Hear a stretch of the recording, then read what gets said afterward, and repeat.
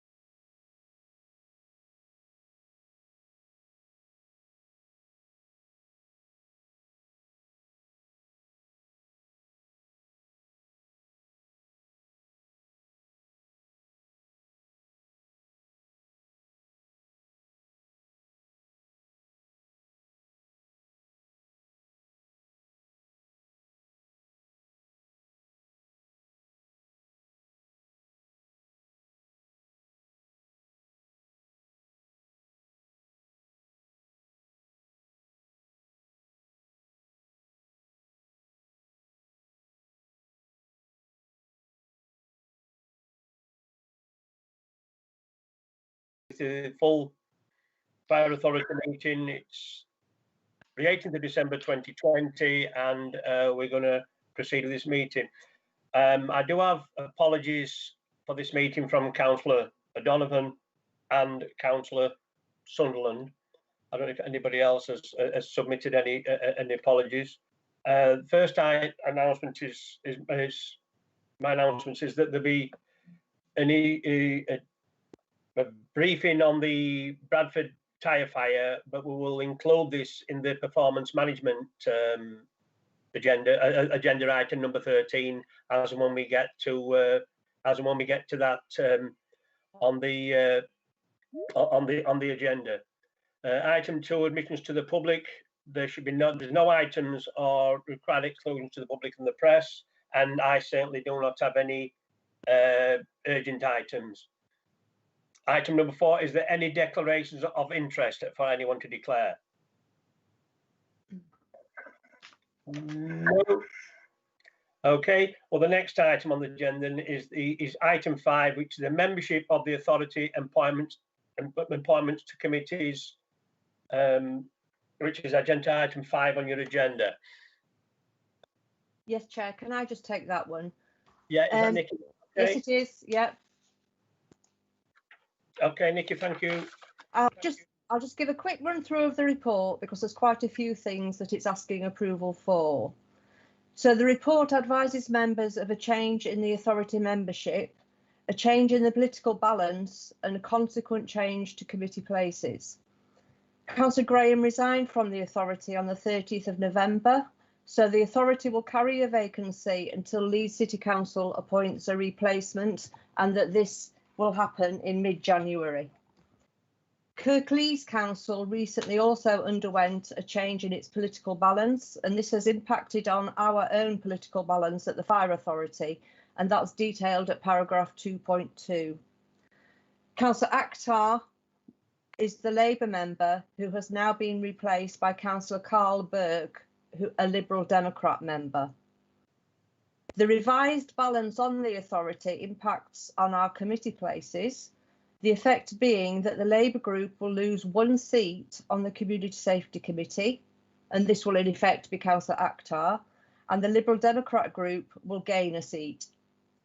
So as a result of all these changes, we're now asking that the Liberal Democrat group make a nomination to the Community Safety Committee, that the Labour group make a nomination to replace Councillor Akhtar on the HR Committee, and that nominations be made for the position of Chair of Audit, previously Councillor Graham, and if required, nominations for the Vice Chair. I also understand, Chair, that your group may also wish to make changes to the membership of a couple of the committees. And that's it. And I'm asking now for the nominations from the Liberal Democrat group. Yeah, so we are going to put Councillor Cahill Burke onto Community Safety, please. No other changes. Thank you. And the Labour group is required to make a nomination to replace Councillor Akhtar on the HR Committee. Yeah, can we move that Councillor Tracy Austin goes on to the HR Committee? I move it.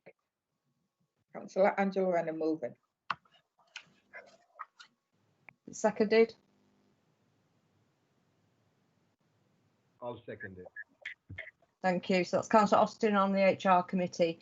And we also need to make nominations to the position of Chair of Audit. Councillor Tully, do you have a nomination?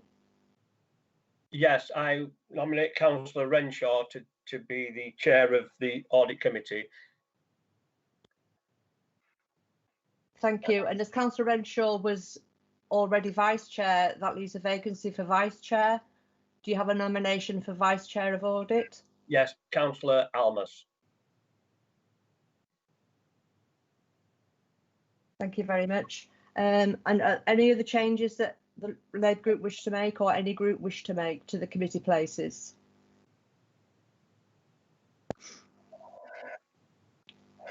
Councillor Tully, did you have some changes you wanted to make? Just on the Audit Committee, I am going to change places with Councillor Pervez, who's going to go on to HR Committee, and I'm going to go on to the Audit Committee.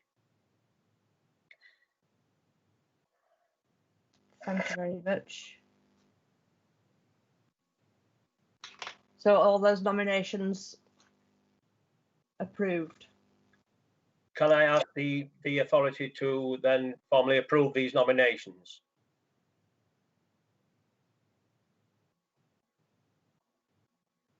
I can take that from everybody's silence that that is been approved and accepted. Okay, thank you very much for that. Thank you, Chair. Now go on to item 6.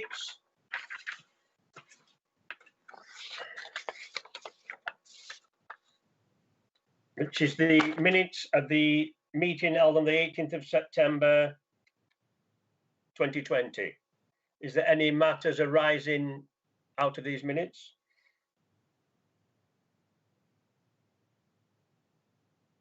Will someone move and second them formally? I moved them, please. Okay, thank you.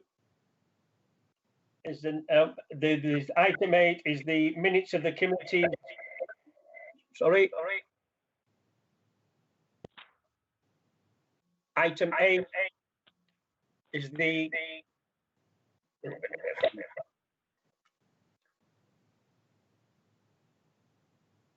item 8 is the committees held since the 18th of September and from other relevant outside bodies, and these have been circulated. Is there anybody any issues or questions to raise arising out of the other minutes that were sent out as late as last Wednesday?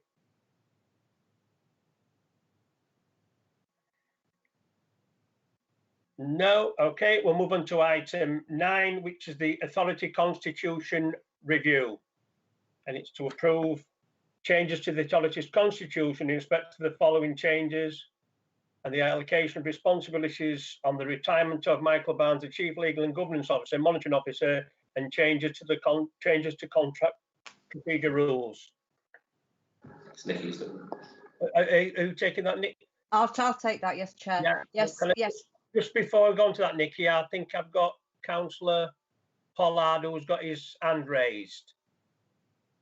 Councillor Pollard?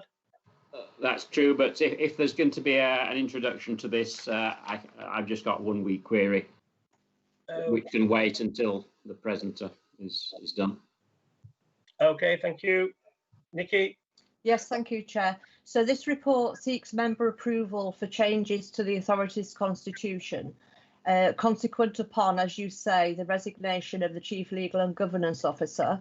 And the report deals with the allocation of the roles previously taken by him, which are the clerk to the authority, the monitoring officer, and the data protection officer. And these are set out at page 15 of the report. Secondly, there are further changes required to reflect changes to contract procedure rules to ensure compliant procurement practice, and these are set out on pages 16 to 18. And I believe that Kim Larter, our procurement manager, is present should members have any questions on that. Thank you, Chair. Okay, right. I can see that Councillor Pollard's got his hand raised. Councillor Pollard? Yes, thank you. It's just one minor point, and I've no doubt it's been in contract standing orders for donkey's years, but in the estimated value of contracts between £250 and 4,999, how do we actually demonstrate value for money in the case of only one written quotation?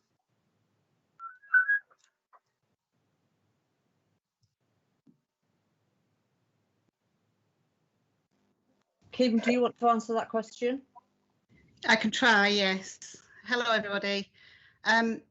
So we do rely on the technical expertise of our heads of department, so ICT, property, to make sure that if we are only getting the one quote, that there is a specification of requirements that's attached to that one quote.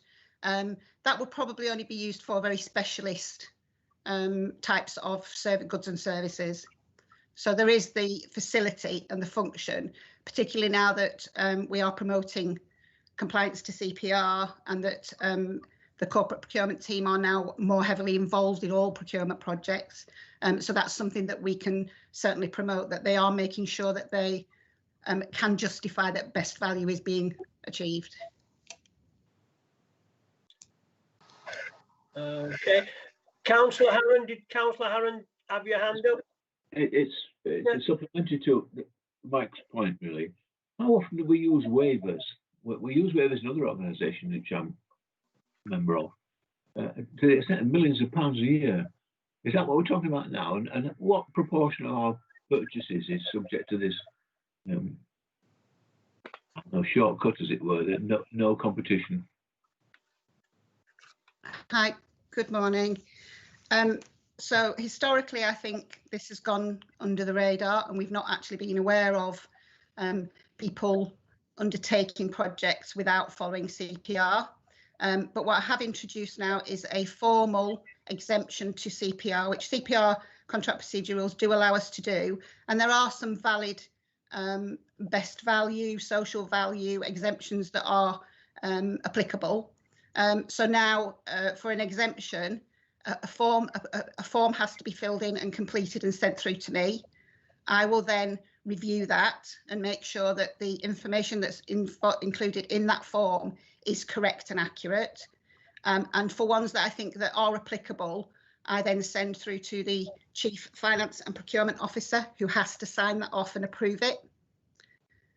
I sort of stop the ones going through to the Chief Finance and Procurement Officer for ones where I think, no, that's not an exemption. We need to undertake a compliant procurement route. Thank you, that's useful. I'd like to know how often that happens then, please, and what are the value of these contracts that go through on what I call a waiver? How often do we do that? We've probably got about 15 to 20 in the last 12 months that have been formally approved. We wouldn't provide an exemption for a high value contract. They tend to be the very lower value contracts. So actually the procurement process would take away from best value because it's a paperwork exercise. It's quite bureaucratic for the lower value. So I'm now keeping a track of that. All of this was happening before, we just weren't aware of it. At least now we've got a format for monitoring that and recording that. Thank you. And you do a report to say the circumstances in which you've waived the CPR. Who do you tell that you've done it? I'm really sorry, Councillor Harrand. I didn't quite catch some of what you just said. It went quiet. When you have done this process for waiving CPR, who do you report to that you've done it? It can only be approved by the Chief Procurement and Finance Officer, or in her absence, the Deputy Chief or the Chief. And I'm just formulating some reporting methods for board and for committee, so that I can report on those quite regularly. That hasn't happened in the past, but I am working on that now. Thank you, that's useful. Thank you. Okay. I believe, did Councillor Tate have a question? Angela?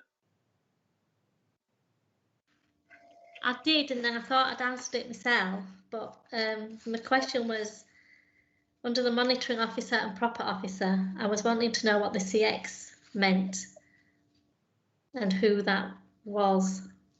Yes, sorry, Councillor Tate, it's Nikki. That's short form for Chief Executive. So Chief Executive and Chief Fire Officer John Roberts.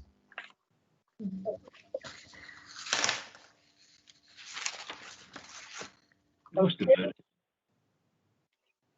So if there are no further questions or comments, the next procedure is to ask that the full authority approve these changes to the authority constitution. Are we all in favour?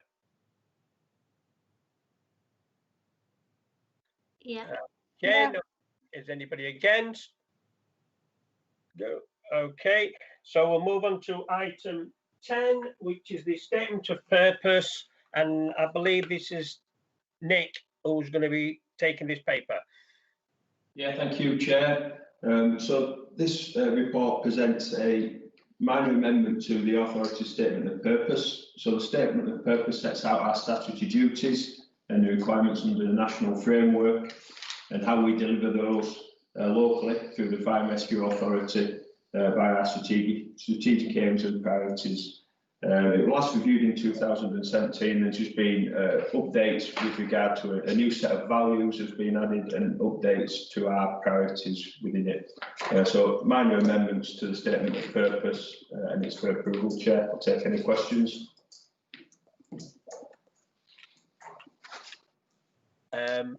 I can see we've got, is it Councillor Pollard? Thank you, Chair. Just one very minor one on that. On page 25 of the document pack, regarding the inspectorate's judgment of good on the service overall, what specific area of the service could be improved, in our view, to achieve an outstanding rating? Is there one key thing which could swing it in the direction of outstanding? And if so, is there the resource envelope to do that? Yeah, so Councillor Pollard, we've received the report which we presented to yourselves as the Fire Authority. We've, on the back of that report, developed a 51-point action plan. So good, I think we're good across the board, across every 11 key area of the core area of the inspection, which set us in the top 4 fire and rescue services in the country. We've reflected in our services priorities the areas where we think we may be able to push on and achieve outstanding. I think we're going to be having a reset of that action plan early in the new year, because obviously this year we've been very busy with the COVID response. But I think in some of the people areas, we were seen to be very close to outstanding, and I think we'll just more focus on some of that agricultural development that we've been looking to achieve over the last few years, and also in terms of some of the new prevention, protection and response strategies, and almost the evaluation of the effectiveness of those will help us perform better in those areas as well. So perhaps a bit more visibility about how we evaluate performance. You'll note in one of our objectives in our programme of change is a delivery of a performance management framework. I think if we can embed that next year and the year after, that'll help give us a better understanding of performance and how we manage that across all areas of the service, which should help us perform better in the inspection and show off the good work that we are doing across all the areas that the inspectorate look at. Okay. Thanks, Nick. That's fine. Okay. Did Councillor Tate have a question? Angela? I did, but then I've reread the paragraph. I was asking where the flooding element came in, but there is a paragraph in there on it, so it is covered. And I was particularly thinking of the 2015 flooding, but we've since bought extra things to cope with any extremities of flooding as well. So that's fine now. Thank you. Okay. Thank you. I can see that there are no more questions, comments on this. So the next, what we asked the authority to do today then is to approve the West Yorkshire Fire Authority statement of purpose. Are we all in favour? Yeah. No one against. Okay, thank you. We'll move on to item 11, which is the statement of assurance. I think that's Nick again. Yeah, that's correct, Chair. So this report presents a statement of assurance. We've got a duty to publish this annually under the national framework, and it provides a basis for the government to produce a biennial statement.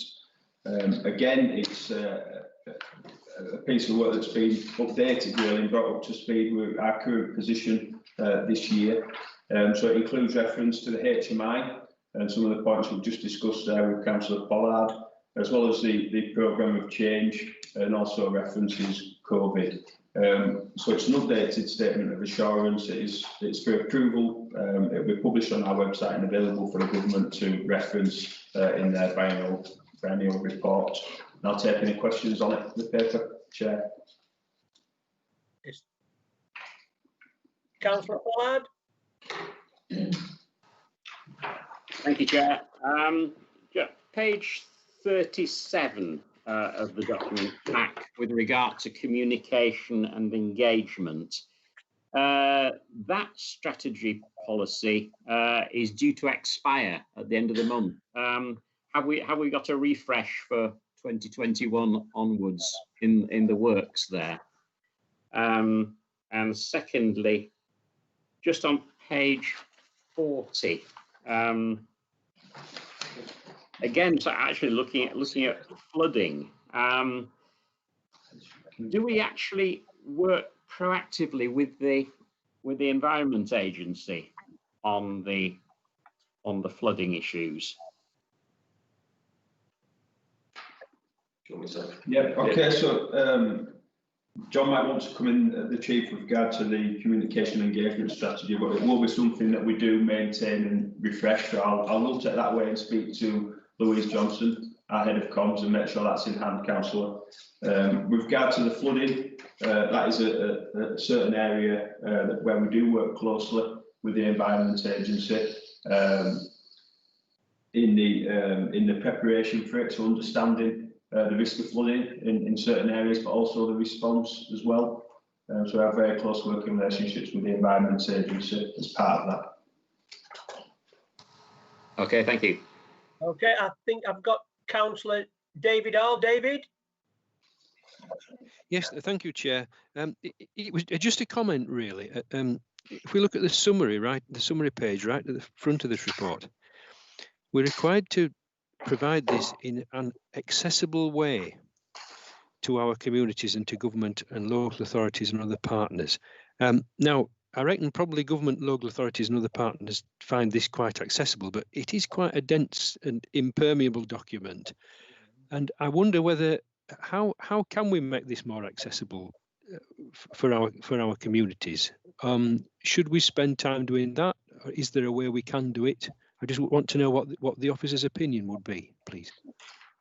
Yeah, I think that's a fair challenge, councillor. One thing we are trying to improve is the overall transparency of everything that we do and how we make that available. So we are looking at a website refresh, and I've mentioned before our performance management programme, which will be looking to make much more of our information available and accessible online to the public. We do have a number of different publications that this work falls within as well, which we do consult and engage with the community on. So it's a lot of the information is in your Fire and Rescue Service plan, and through our district commanders as well, and the links they have at local level. They obviously provide information, but I do take the challenge there. I think it is a fair comment that we need to just consider how we present information to the public, because like you said, this is a quite heavy report that will take some understanding for people.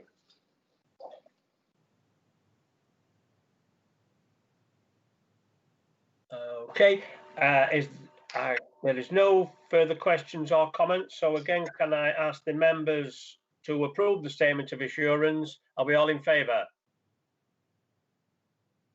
Okay, thank you.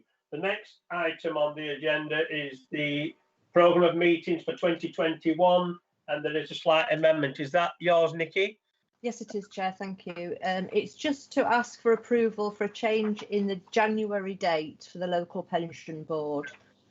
It was going to happen immediately after HR committee, but we're proposing that it be moved to the following week, to Thursday the 28th of January. Thank you, Chair. Okay. Can I accept or ask the full authority to accept them small changes, please? Thank you. Be okay with that? Thank you. Okay, item 13 is the performance management report, which I also said at the outset would also include a statement or a brief statement report on the Bradford tyre fire situation. I think this is David are going to lead on this. Thank you, Chair. This is the performance management report for the second quarter of the year from April to September. We have a more up-to-date data that has been supplied to members also, and Scott is going to take members through the report, so I'll pass it over to Scott. Okay, thank you. Thank you, Alison. Hello, Councillor Chair.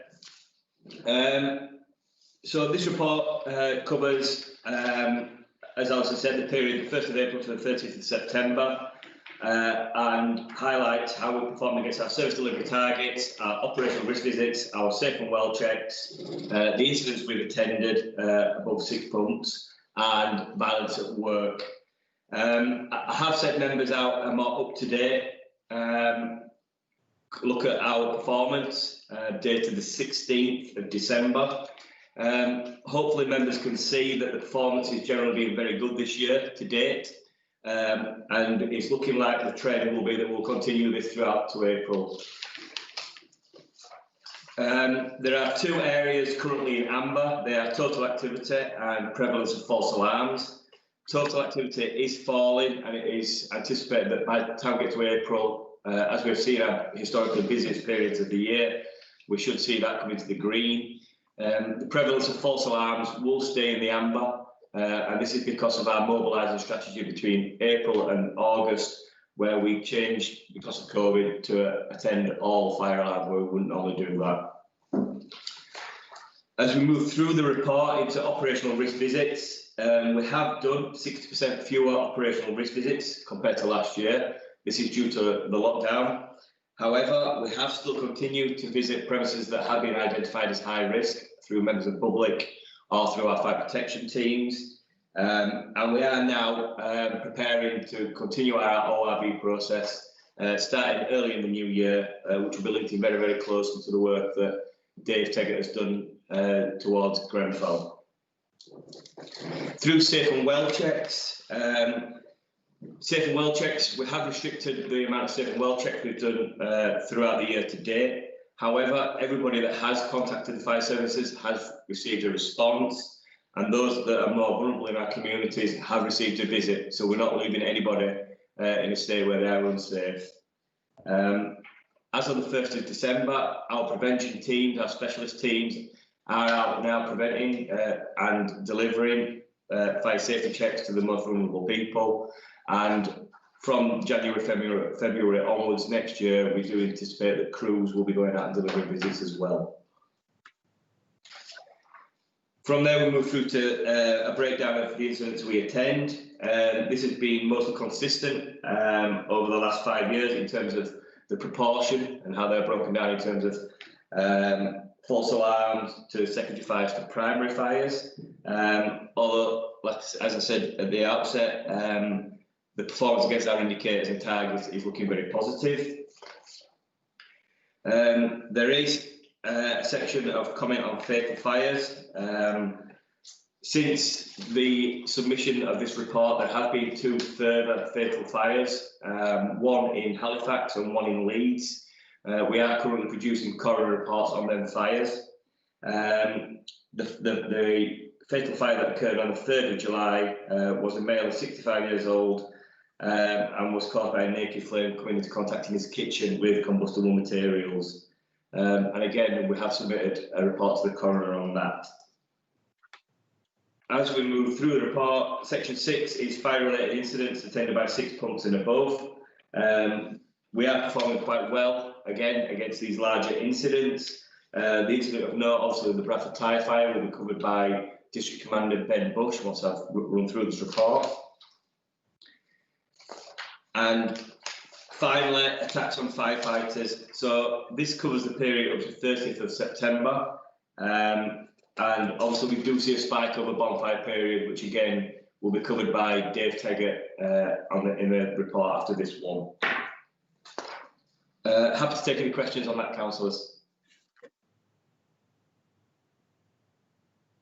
Yeah, I can see Councillor Pollard, Mike. Thank you, Chair. Just one tiny little technical one, really. On incidents with 6 pumps plus, we always seem to mobilise the hose layer support, the personal welfare unit and the command unit from Murfield, Skelmanthorpe and Featherstone respectively. All those stations are retained stations. So what's the format for actually staffing that kit on turnouts to these large incidents? It's just a minor technical thing, really. Yeah, Thank you for your question. Just to make it very, very clear for councillors, when I say these are 6 pumps, these are 6 dedicated firefighting pumps to deal with the incident.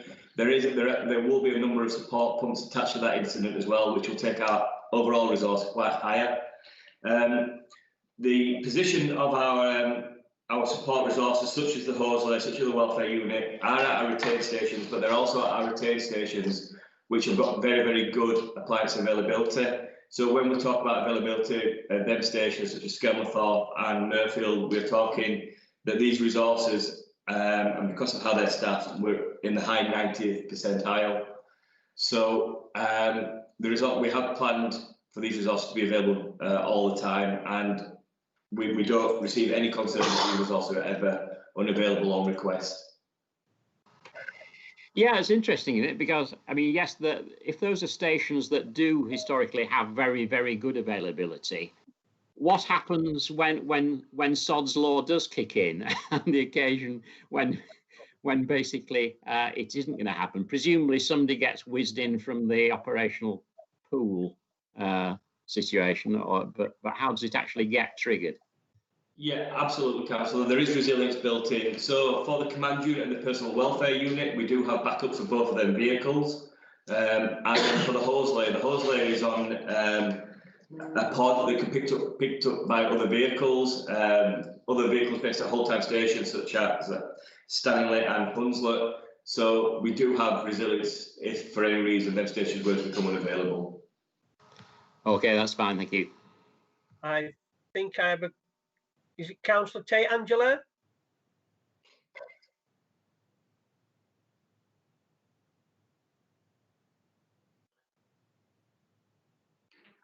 Sorry, it took me a while to operate the mouse then to unmute myself.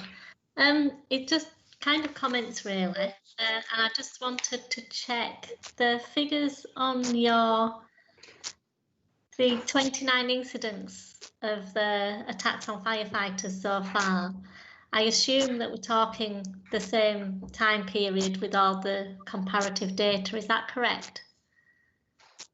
Yes, that's correct, Councillor. Yeah, so in that case, it looks, I mean, one attack on a firefighter is one too many, as we all know, but the figures in that table suggest that we've had 29 attacks so far this year, which is a really vast improvement on previous years, so that is really pleasing to see. Particularly of note in Bradford and Calderdale, which are particularly seem prone to these attacks in previous years. And then, but my comment really as well is for Wakefield, because Wakefield seemed to have done remarkably well before, and they seem to have been suffering just recently. So just wanted to, is there any thoughts on whether this is due to work that's being done to promote, don't attack our firefighters, or do you think this is a COVID impact, or is it too early to say just yet? I think it'd be difficult to say at this time, Councillor. Obviously, the 29 attacks on firefighters, I fully agree, one too many. We do break down these attacks, and as you can see, they do scale all the way through from physical assault, and the one in Wakefield was a firefighter that was pushed over, which did result in criminal proceedings and action taken against that individual. So with West Yorkshire Police to actively pursue this work is proving very, very worthwhile. And it's something that we actively engage to use as a deterrent. We do have difficulties getting out into the communities over the past year, obviously, where we would normally get out into schools a lot more, where we do a lot of our work with young people, which has been limited this year, but hopefully we'll pick up that as soon as we get back out there.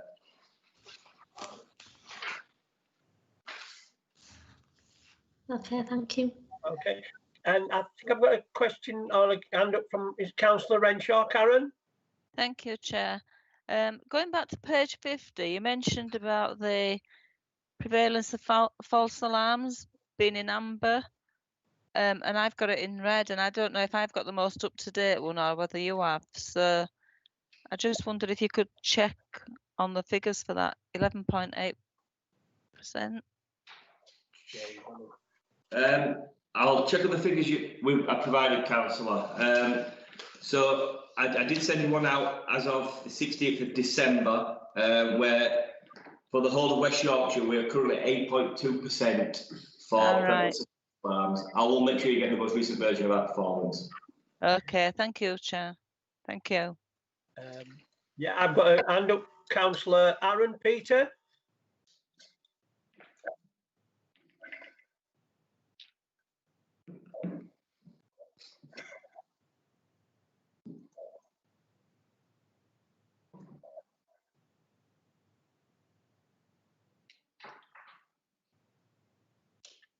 Hello, I've got an hand up from Councillor Peter Aaron. Can you still hear us, Peter? Yes, there I am. Thank you. The figures that Angela referred to about incidents at the top of page 65, I've misunderstood. I thought that those figures up till last year were all for the full year, and the 6 months figure was 29 for this year. Are you telling us that those figures are actually for the first 6 months of each of those financial years? Yeah. So these figures for 2021, so that's from April this year till up to date, are 29. So for the previous years, they're the full year. For this year, it's to date so far. I see, right, okay. That's not quite what I understood from your first answer, but that puts a different view of the figures. Thank you. All right. I don't see any other hand raised. Are we going to now ask Ben to give us the authority an update or a briefing on the Bradford tyre fire? Yeah, thank you, Chair. And Chair, can you just confirm you can hear me okay, please? I can hear you, yes, certainly, yeah. Thank you.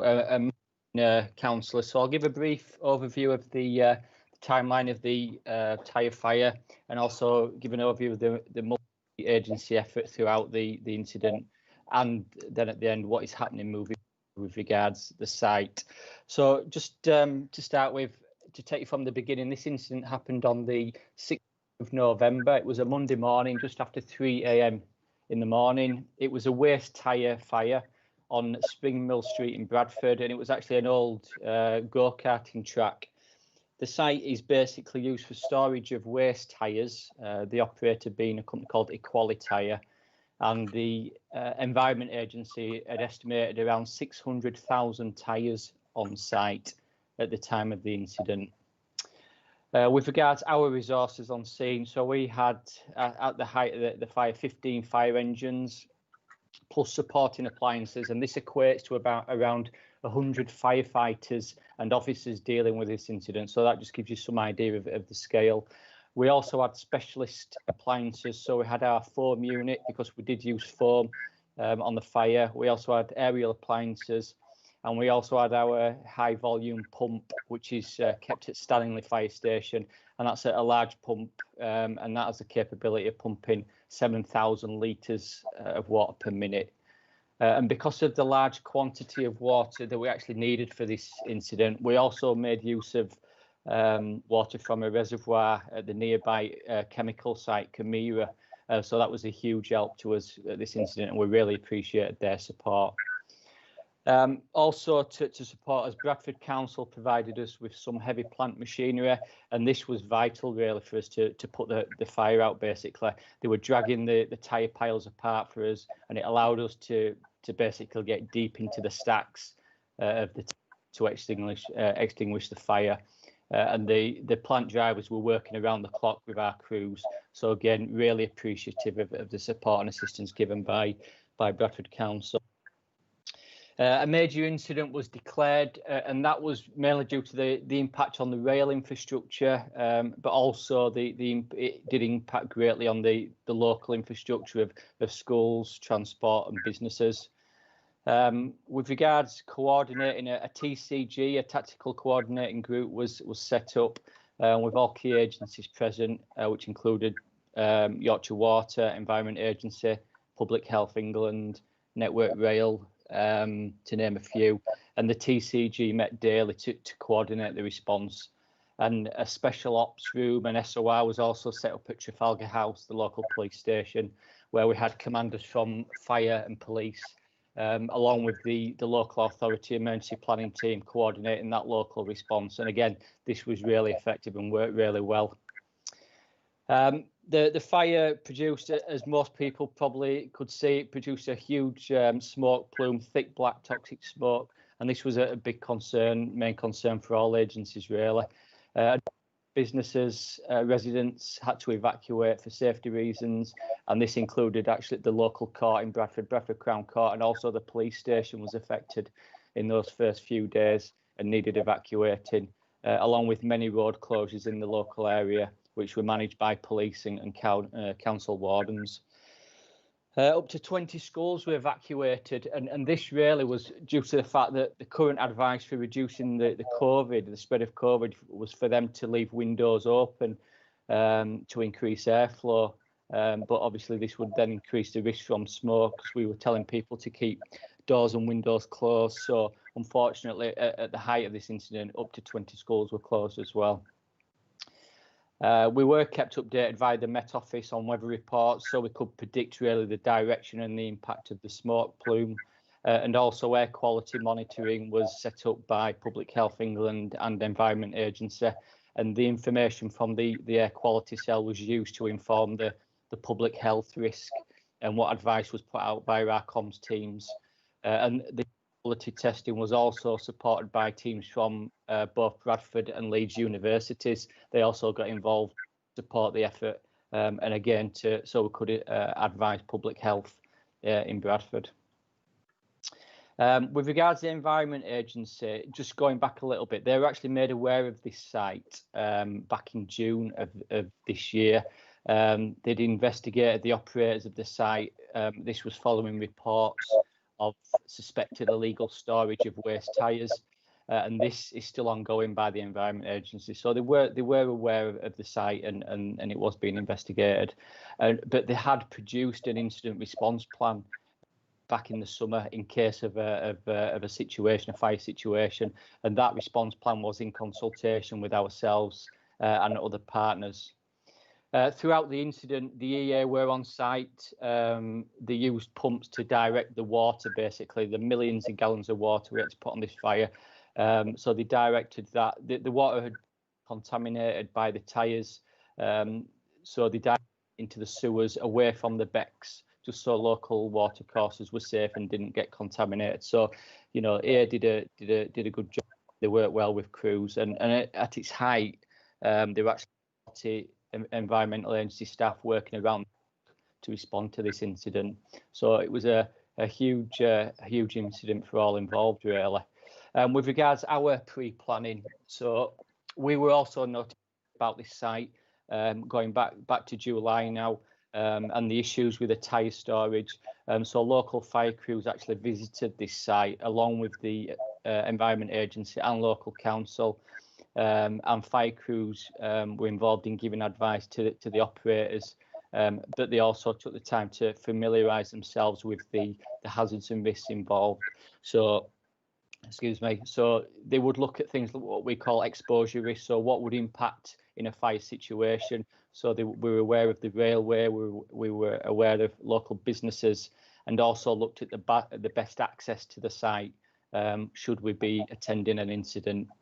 And we also liaised with Yorkshire Water at the time, so we could identify the most appropriate water to use.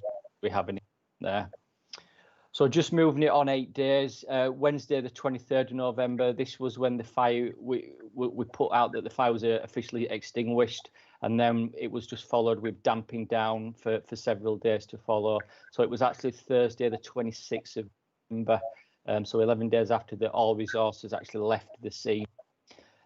Although we did leave the scene, we did continue with what we call revisits. So we had officers attending the site every 4 months, just having a look around, making sure the flare-ups. They would take thermal image cameras with them, check everything was okay, and we continued with that up until Saturday the 5th of December, when I officially closed the incident. So you can see it's 2+ weeks really. So it was a significant incident for us. And just finally, to cover the next steps, really. So the Environment Agency are now working with the operator and the landowners around two main issues, really: improving the security of the site and ultimately getting the site cleared of the tyres. The EA being supported by ourselves and Bradford Council throughout this. And work is now ongoing with the Environment Agency to identify other sites across West Yorkshire that could pose a similar threat. To touch on the investigation side of it, so police, it was in the press at the time. The police had arrested 2 people on suspicion of arson, and this was within the first 48 hours, I believe, of the incident. And that investigation into the cause is ongoing, and our fire investigation team are liaising with police officers and working with them on the cause of the fire. And just to close, really, I just want to mention the great response we had from the public and local businesses, who, you know, we know this year had already been through so much with regards to COVID situation, and it was just noted at the time that their patience and understanding, those in that local area, was amazing. So we had some tremendous support. And we had, you know, crews have told me about the members of the public and businesses bringing food down to site with regards to the welfare of crews, and they really appreciated that. And we're actually receiving a cheque today from a 16-year-old girl who's actually raised £300 for the firefighters charity after she saw the incident on TV. So some great public and community spirit there. I want to thank local councillors who've sent me some really nice messages, and local MPs praising our efforts of the fire crews, and they've been passed on. And I personally think it was a great example of multi-agency working. Many partners have commented how well communicated they were and how we worked as a team. And I think, Scott, you'd agree that the tactical coordinating group worked really well with regards to communicating with partners and getting things done. And finally, just want to say, Chair, that a fantastic effort by all fire crews. They really did work tirelessly, if you can excuse the pun, throughout the incident, dealing with really difficult and arduous conditions. Yeah, big thank you to all fire crews, and I'm happy to take any questions. Many thanks for that, Ben. That was a fabulous report, a great, plenty in-depth report. And I've got 4 people at the moment that want to ask a question now. Starters have come in on. Councillor Anderson, Caroline. Thank you, Chair. I mean, it goes without saying, fantastic effort from the firefighters, and everybody's so grateful for what you did. Absolutely horrific event to have taken place. Looking at the long term, I am concerned about the welfare of the firefighters in the future, because we don't know what effect this might have on people in terms of what you were up against on that day may have long-term repercussions.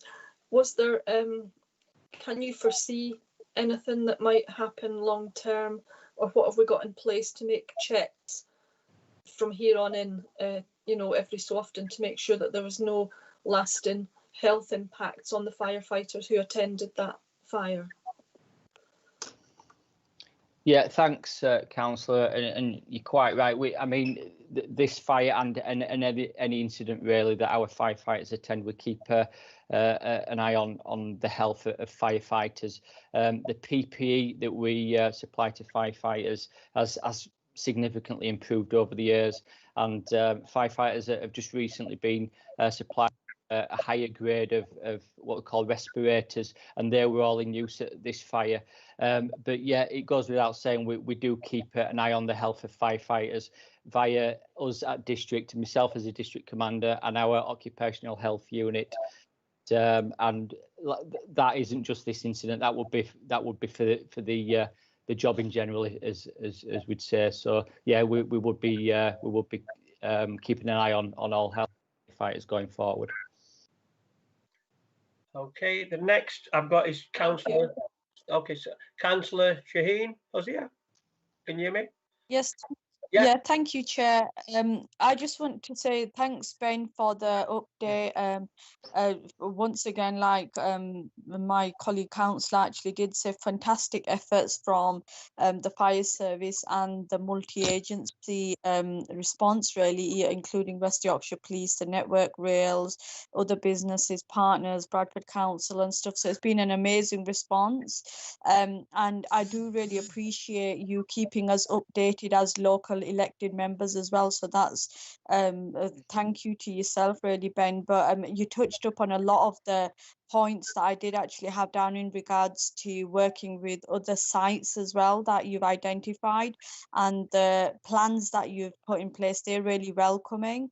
There was one thing that I just wanted to just clarify, is that you did mention you worked with the site owner for almost a year now, well, with the local authority and stuff. Was the risk highlighted then with the number of tyres being on site?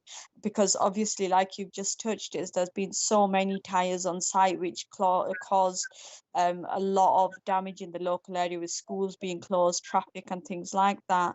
But that it'd be good to get some feedback on that. But I do really appreciate sincerely all the efforts you've put in from yourself and everyone else. So please do give a big thank you to all the fire services as well and the officers. Thank you. Yeah, thank you. I'll just respond to a couple of questions there, Councillor, and thanks for your kind words. I appreciate that. And yeah, so we were notified in the summer about the site, and the advice that was given to the operator was really advice about, there's a lot of guidelines around storage of tyres and stacks, and maximum heights and tyre separation as well. So that information was given not just by us but by the Environment Agency, and the powers really do lay with the Environment Agency on this. Unfortunately, things don't happen overnight. The tyres weren't going to be removed overnight, so we had to just give the best advice we could at the time around the stacking of the tyres, the separation, etc. But the powers do lay with the EA, and so that's why their investigations are ongoing. So I'll just keep members updated on the progress as and when I find anything out from the Environment Agency. Okay, Angela Tate, Councillor Tate, Angela. Yeah, thank you.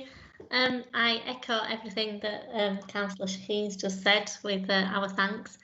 But my question is, as well, it's regarding sort of lessons learnt. And I know things like you've mentioned, it doesn't happen overnight when you do come across these things, but I'm just wondering, do you have any idea of how many other potential sites there might be across West Yorkshire at the moment? And given the fact that this has happened in Bradford, and it was, you know, absolutely huge, with, you know, much disruption caused for, you know, considerate periods of time, do you know if the Environment Agency would then be expediting some improvements in other sites so that we don't risk the same depth of scenario again? Thanks, Councillor Tate. Yeah, it's a really valid question, one I've been asked quite a lot recently. So what I will say first of all is, you know, a lot of the sites, or most of the sites that do operate in waste and tyres, they do adhere to the guidelines, and which is a positive thing. But it has heightened the awareness, shall we say, of agencies, particularly Environment Agency, and I don't think that's just a local thing in Bradford. I think that's a national piece of work that's ongoing from what I hear. So basically, if we're bringing it locally into Bradford, we've identified 2 or 3 sites that nothing on the scale of what we've experienced here, but have just needed some extra guidance and awareness, shall we say, around the stacking that I've just talked about.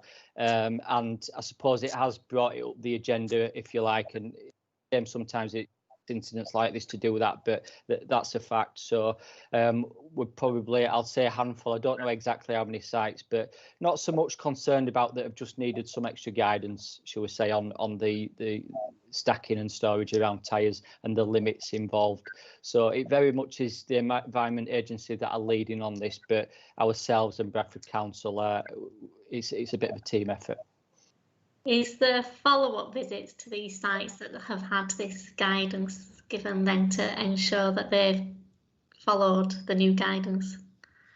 Yes, there is. So there's just one site that I'm aware of, up Leeds Road in Bradford, where there's been an initial site visit, and it's been followed up several weeks later by another visit to see if that, them guidelines have been adhered to. So there's a programme in place by the Environment Agency to visit the site. So yeah, it isn't just go once and give them advice and walk away. They are followed up.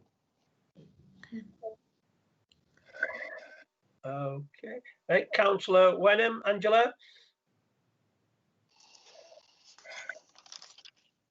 Sorry, my question's been asked and answered. Sorry about that. Okay, no problem. Councillor Pollard, Mike. Thank you, Chair. Yeah, it's one for Ben really, on the technical bit again.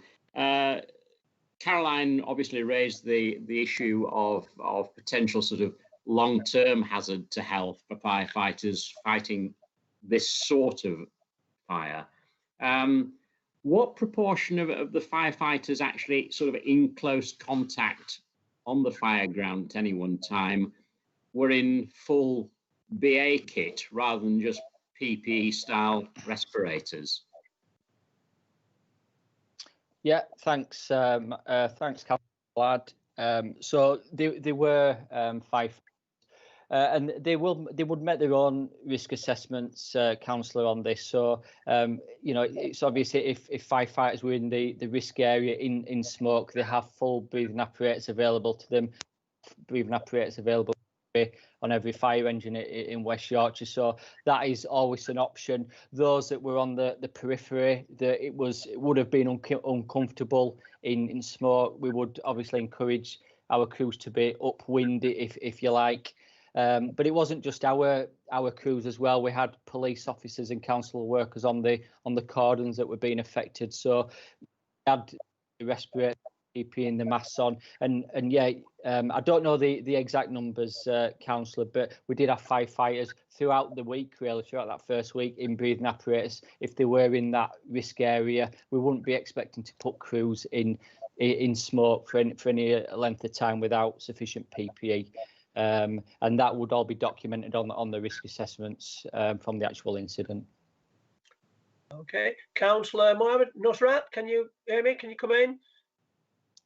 I can. I just want to echo my thanks to Ben for keeping us as councillors in the loop, and a massive thank you to all our firefighters that were on the scene over the number of days it kind of carried on. So thank you. Thank you, Councillor. Okay, well, can I just say on behalf of the authority, Ben, many thanks for your report, and an up-to-date, fine report, and on behalf of the authority to offer our thanks to all that were involved, everybody that involved, like from the firefighters, the police, ambulance, local authority members of the public, and I think as one of my colleagues, Caroline, touched on earlier about the issues, about the assurances about long-lasting effects that need to be addressed regarding smoke inhalation. I mean, I saw it from a distance living at the other end of the county, but this acrid smoke across the area was absolutely horrific, and it's just hats off to our teams across that area that worked tirelessly, as you said, to deal with it all. But many thanks to the team, and many thanks to everybody across the area and across the area of Bradford and the wider areas for doing such a marvellous job. And I think going forward, there has to be I don't think we realise until such times as we have such an horrific issue of tyre storage that goes up, that we just take them for granted. And as I think one of my other colleagues just found, they must be scattered across the whole area, across the whole county. You know, and I remember once having one in our area some years ago in a quarry just to the south of where I live, on the Doncaster boundary, in a quarry, and it were horrendous that went on for days and days, nowhere near the size of one we've just witnessed across at Bradford, but nevertheless still quite difficult, and the horrible acrid smoke that pumps into the air that can create us problems in already problem and traumatic times that we're having with COVID. But thanks very much for that, Ben, and thanks very much for the report. We now need to move on to the, if everybody's all right with that, on to the next item on the agenda, which is the programme of change update. Is that yours, Nikki? Chair, it's Nick Smith. You can call me Nikki if you like. Why anything I've done that, I do apologise, Nick. A long morning. Yeah, so this is a short update that presents the most recent position with the authority's programme of change. So the authority approved this programme of change in February 2020, sorry. It has had a substantial review because we've spent the vast majority of this year in business continuity arrangements due to the COVID pandemic. So some have been able to progress, others haven't. So the programmes have been reset accordingly. The responsible officers are available to take any questions on any of the programmes in detail if you should wish. I have got Councillor Pollard, Mike. Thank you, Chair. Just one query on that one. The SharePoint project, which sort of kicked off in 2017 and still appears stalled. What's the key problem here? Is the thing simply not practical and should be binned, or what's the current real problem there? Yeah, so this programme is all about transferring from the 2016 SharePoint onto the most up-to-date version, and it's SharePoint's a document repository that our staff use to file and share their documents. Technically, it's not a very difficult thing to do. I think that in reality, it's the sheer volume of data and documentation that we've got stored on our systems and working with departments to organise them to transfer it across is difficult. We did have a couple of false starts with the programme at the very start, which accounted for some significant delays. Firstly, employing people to do it. It's a competitive market to employ staff that are able to do this for us. And then also with a company that we've been using to support it. So we've had some difficulties there. And then more recently, I suppose the major delay this year has been around COVID-19. And it isn't necessarily a priority during business continuity to start to transfer everyone's documents onto a new management system. So yeah, it's a significant programme. It's not causing us any operational difficulties, it being delayed, but it's something that we do need to move on and finish with, Councillor. Okay, thank you. Okay, Councillor Wenham, Angela, did you have your hand up, or has it gone back down? Or I did have my hand up, but the question's been asked, so my hand is down again. Okay, thank you. So that report is to be noted, and if there's no other questions, the next item on the agenda, the final item on the agenda, I think it's over to, if I got it right this time, Dave Walton for the bonfire review. Good morning, all. It's Dave Taggart. Unfortunately, Dave Walton is on leave today, so I'm picking up this one. Okay. So good morning, all of you. So obviously, this report provides the background and then also some detail around what happened over the bonfire period in November this year. It's for noting for yourselves. So obviously the backdrop for this year's bonfire period was vastly different to what we've seen over the last 20 or so years in reality. What that meant was that as we led into that, we weren't realistically sure of what it would mean to ourselves and our emergency service partners. We do have a standard bonfire response plan that has been honed over many, many years, which was the backdrop to our response plan again this year. And I think in a sort of fairly simple short statement, we would feel that that was suitable and appropriate again this year, for all circumstances were different. So coming into the report itself, section 1 provides a little bit of introduction and some sort of context and background. Section 2 provides quite some detail with regards to some of the prevention activities that were undertaken in the run-up to the bonfire period itself. Specifically, if you look at sections 2.2 through to 2.10, they cover a variety of things from community awareness and engagement that our staff undertook with a variety of people. Bearing in mind that would usually be spent with people directly talking to other people. Clearly, this year was done in a variety of different ways due to social distancing, lockdown, and so on.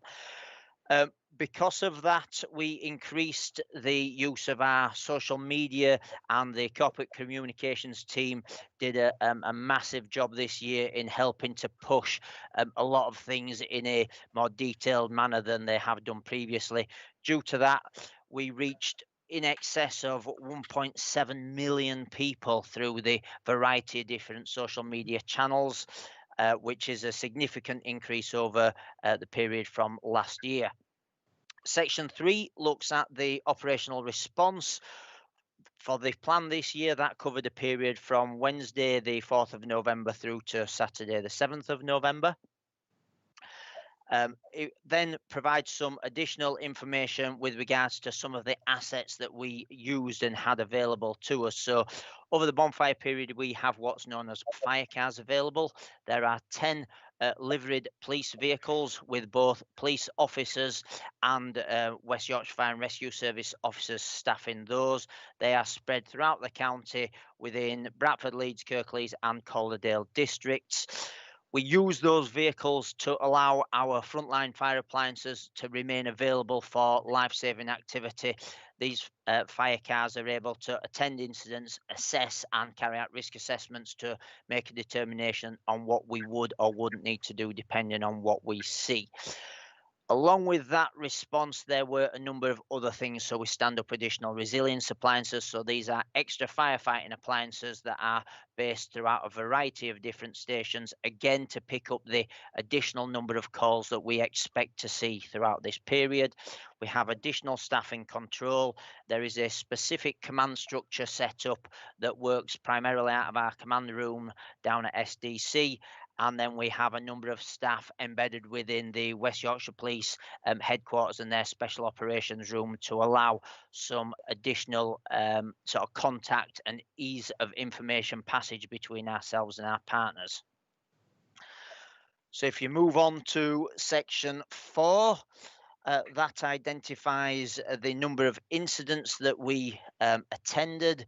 In section 3.11, just taking a quick step back, you will see that we we had 741 fire-related calls within the bonfire period, of which there were 439 mobilisations made. That's broken down into a table at section 3.12.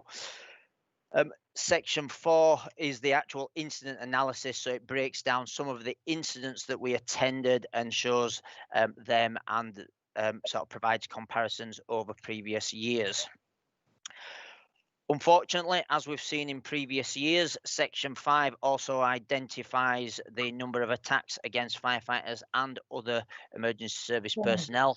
So we've previously seen that information up to September this year, so clearly the data that's in there hasn't been added onto the data that Scott went through earlier on, but I will go through that in a little more detail shortly. Section 6 looks at the financial implications, and then we cover off the last number of areas in the report. So just to come back to some of the attacks on personnel, out of the 10 that were specifically directed at firefighters. A number of those, or the vast majority of those, were fireworks thrown or propelled towards our operational staff, along with other things being sort of thrown at our staff. Unfortunately, 2 of our staff were hit by one by a firework on the helmet, another one by a stone on the knee. They didn't suffer any major injuries at all. However, they were unfortunately hit. Along with staff within the fire cars, we had 11 attacks, again predominantly fireworks and objects being thrown at either our staff or those vehicles. I'm now happy to take any questions with regards to anything within the report.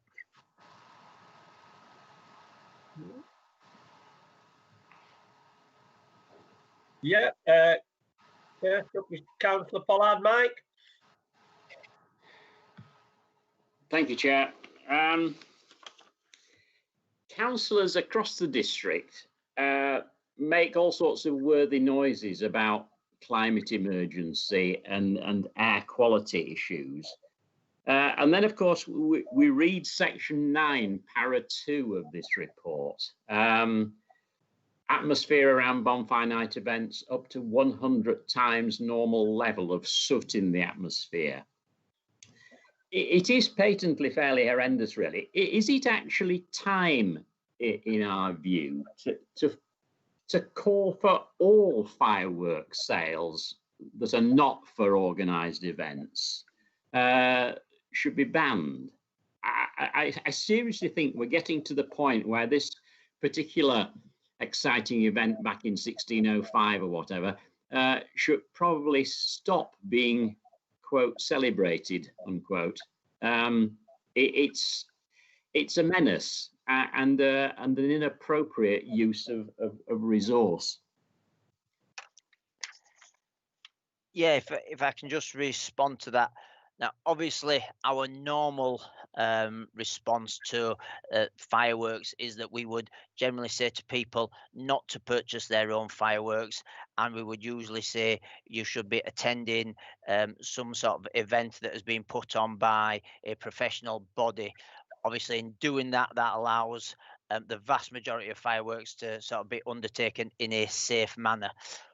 Unfortunately, obviously, this year, circumstances stopped the vast majority of organised events happening.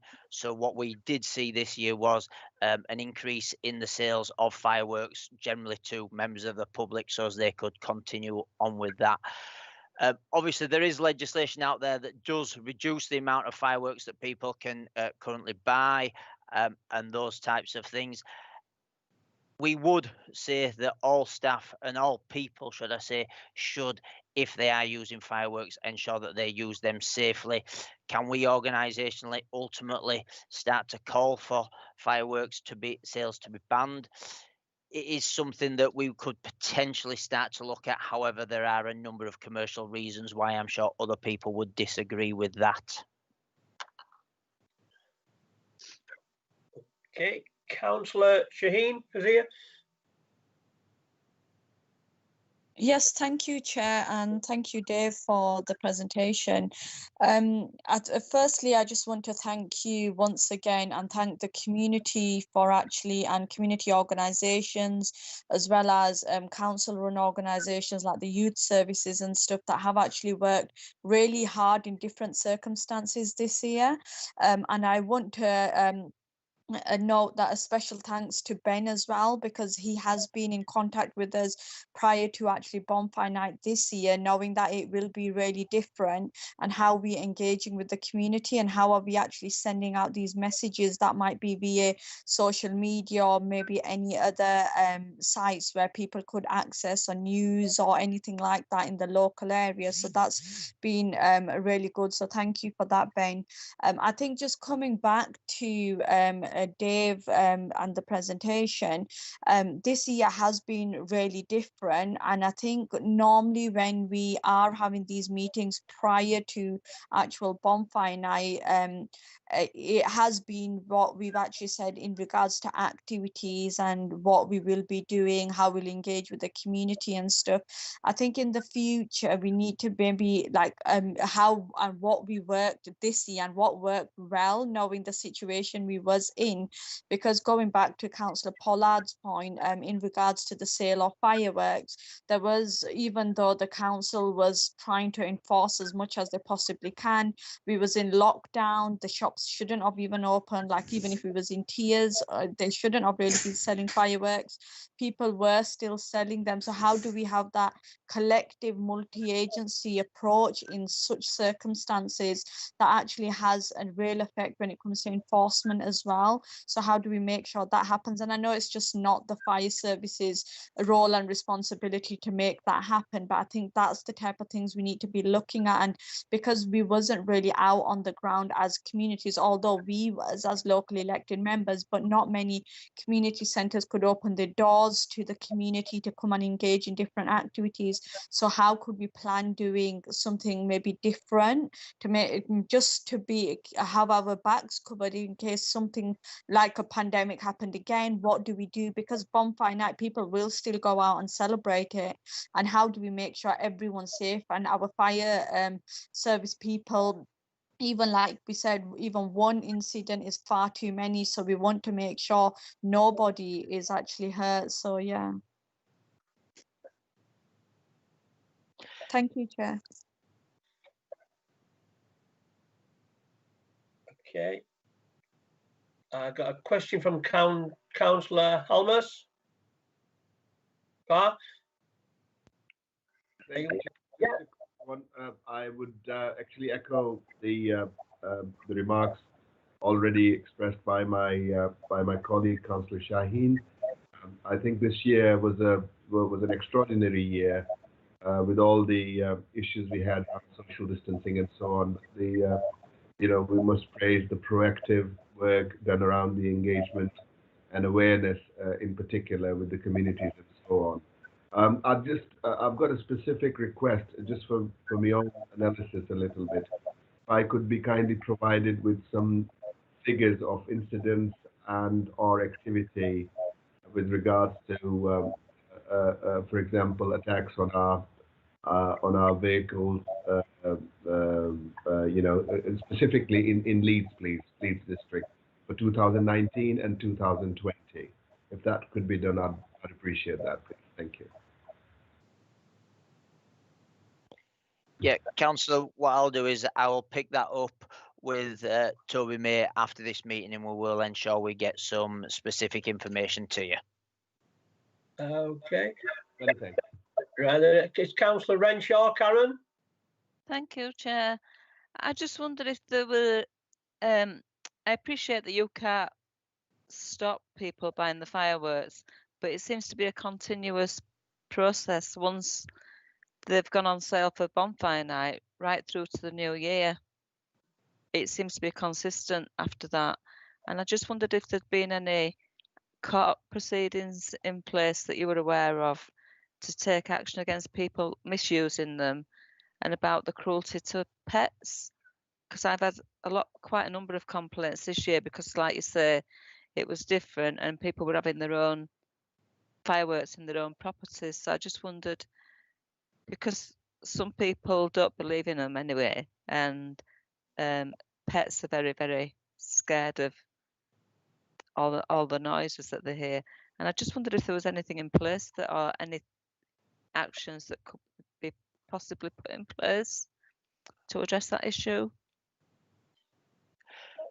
I'm not aware of any specific actions that have previously been undertaken with regards to the likes of sort of action due to pets and animals and things like that. However, local authorities are able to use some emergency orders which are able to stop the likes of fireworks or other things sort of being used in certain areas or during certain times. So, for instance, if you recall in previous years, some councils, for instance, I know Calderdale and Kirklees councils have had some orders created to stop the likes of barbecues being undertaken in some of our sort of higher wildfire sort of type areas and those sorts of things. So there is the potential for councils to be able to sort of bring the likes of those orders in.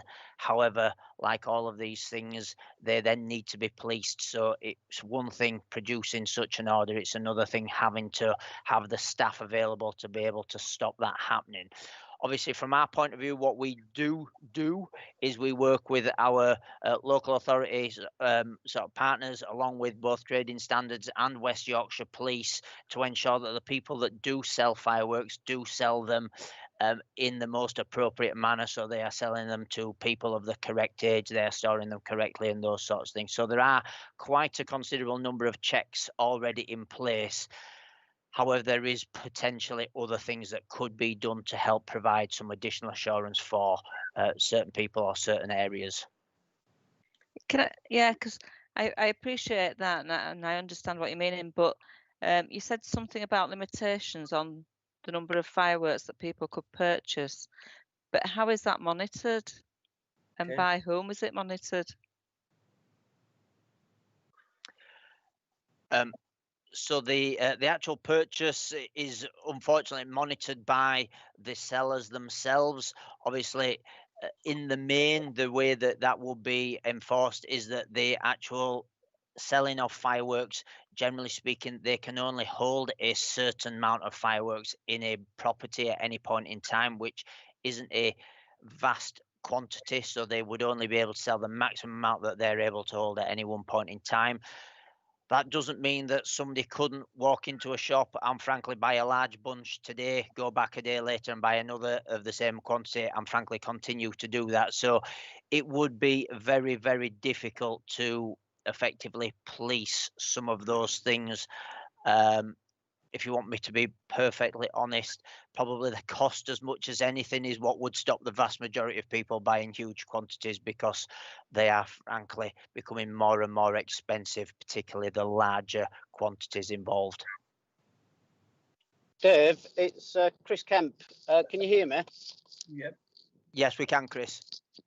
Oh yeah. Sorry, I'm currently out on a fire safety complaint, but I'm dialed in on my phone and I'm just listening. I thought it might be beneficial if I gave a quick update in relation to fireworks, if that's okay.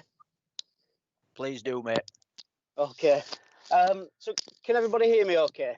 Yeah. Okay, right. Yeah, so sorry, it's Chris Kemp, fire safety manager. And just to give you a quick update, because I lead for the National Fire Chiefs Council on fireworks, and we have done a significant amount of work over the last couple of years, which involved me attending a select committee looking at the issues around fireworks and certainly specifically around the antisocial behaviour. One of the things that we're very mindful of is if we did look at banning fireworks outright, there would be a significant concern to us not knowing where fireworks would be, because there would certainly be a black market for fireworks, and at the moment, certainly in terms of safety for our firefighters, we hold an enforcement register, explosives register, that highlights all the premises within West Yorkshire that have storage and that have got legal storage. If we did have a ban, there is very much likelihood that storage would go underground, and that would cause a significant risk to firefighters attending premises where we're not aware that fireworks are. On the back of that, what we've tried to do is look at raising awareness, and I'm working at the moment with the RSPCA and their government advisor to look at how we can raise public awareness of the impacts of fireworks on not only animals but certain old age pensioners and veterans as well, because obviously there is a big impact on those categories of people. Just to pick up on the point about the times of year when fireworks are sold, as a licensing authority for fireworks, we license the storage of fireworks. Now, if a premises is storing fireworks legally, they are then entitled to sell them at prescribed periods of time throughout the year. Those are generally 10 days before bonfire night and leading up to New Year, Chinese New Year and Diwali. But there's also an ability for people to apply for an all year round licence. That we're currently been working with local authorities because we've had a number of requests to say, can we actually refuse licenses? And as Dave mentioned, there's certainly some areas in Leeds where emergency orders have been introduced to prevent fireworks being set off. The problem is then there's a shop right in that area where that order is in place, and it kind of contradicts itself.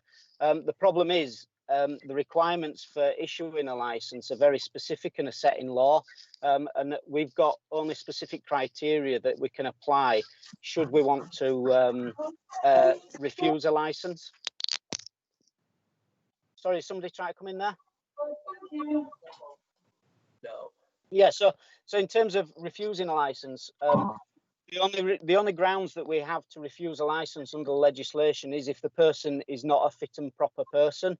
And there's a specific definition in terms of what that is. So we really are very much our hands tied, and we have been working with the HSE to look at how we can potentially look to expand that so that we can incorporate areas of antisocial behaviour that might be impacted.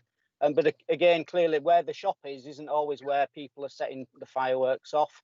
And as Dave mentioned, this year with the number of premises organised events that were cancelled, we have seen a significant increase in people using them at home, which has also then increased the number of antisocial complaints that were received. But it is interesting to look at it in comparison as well. So when we look at West Yorkshire Police and their view on the antisocial behaviour from fireworks, because it is condensed into a very small period of time. Actually, when you extrapolate that throughout the year, fireworks to the police and the antisocial element of it is a very small amount. It's just the fact that it is condensed into a 2 to 3 week period that it does appear to be a significant concern, and it is throughout that period. But for the rest of the year, there's much more significant issues that the police are picking up on in terms of antisocial behaviour. But it is certainly something that we are aware of. We're working with the local authorities, with the police, with West Yorkshire Trading Standards, and as I say, as the government as well, to see if we can come up with some sort of resolution to it next year. Thanks. Thank you for that. Can I ask Councillor Angela Tate? I think Angela got an hand raised. Angela? Yes, thank you. I just wanted to sort of mention that Bradford Council, the Corporate Overview and Scrutiny Committee, we have been conducting a scrutiny review into the use of fireworks, which Ben's been to some of our sessions, and we've had different organisations in, and the RSPCA have been involved as well. So that report will be due for getting issued shortly. COVID sort of delayed us a little bit, but that's on its way. But it's good to hear from Chris about meeting with the select committees, because I think as a local authority, our hands are somewhat tied in a way. So yes, I think we'd welcome maybe looking into the protection, the orders, and similar to what Leeds have done. We're going to speak to Leeds and see how theirs went. But so yeah, it was just for information really that that's ongoing. Okay, thank you, Angela. Councillor Wenham. Angela, did you have your hand up? Yes, I have. I noticed around just before the fireworks, there's a lot of new shops pop up just specifically selling fireworks. Can you look into that, and why, the reason why? And the storage, do they have good storage for that? Because these shops only pop up around the time to sell fireworks. Yeah, I mean, I can answer that straight away if that's okay. Just in relation to the shops, these pop-up shops, whilst they are pop-up shops, they are legitimate shops that set up, have the correct storage arrangements in place, and have a license from ourselves. I mean, we often get a number of complaints regarding shops that have opened up in certain areas that are new, and And you know what will happen is that the business owner will rent a premises for the minimum period of time that they can. It's generally a 3-month rental. They will then invest in the money to have the storage arrangements that are necessary to store the fireworks, and we don't issue the license to them until those storage arrangements are correct. So we very rarely get issues where we've got a premises that's not got the correct storage arrangements, and clearly what they then do is they're then allowed to sell the fireworks at the prescribed period of time, and that's when we work with trading standards under Consumer Protection Act in relation to the sale of the fireworks and making sure that they're selling them to the correct people. Okay, well, thank you very much for that, Chris, and thanks for your input. I mean, they're a bane of my life for fireworks, but I mean that's just a personal view. But as to what Councillor Pollard said about, you know, you can complain about whether we should have 3 or 5 days relaxation at Christmas, and you can sometimes then be called a killjoy for cancelling Christmas. So I can well understand the feelings of some people when we're looking at cancelling bonfire night. Personally, I've never been interested in it, but that's just a personal. My other concern, obviously, is it's been highlighted in this report, is the attacks on our firefighters as well, and I find that abhorrent that people would attack firefighters. You know, my methodology on firefighters, you know, they're only people that run into buildings when the rest of us are running out of them when they're on fire, and I find it an absolute disgrace that anybody or anyone, and let's show the full force of the law comes down on these people and deals with them severely. That concludes our agenda for today. Now, I just want to take this opportunity as acting chair today to thank everybody for their patience, thank everybody for their input into today's full authority meeting, and to wish all my colleagues across the authority a peaceful and happy Christmas and a prosperous New Year, if we can have one of them. And thanks everybody for the attending, and now declare the meeting closed. Thank you.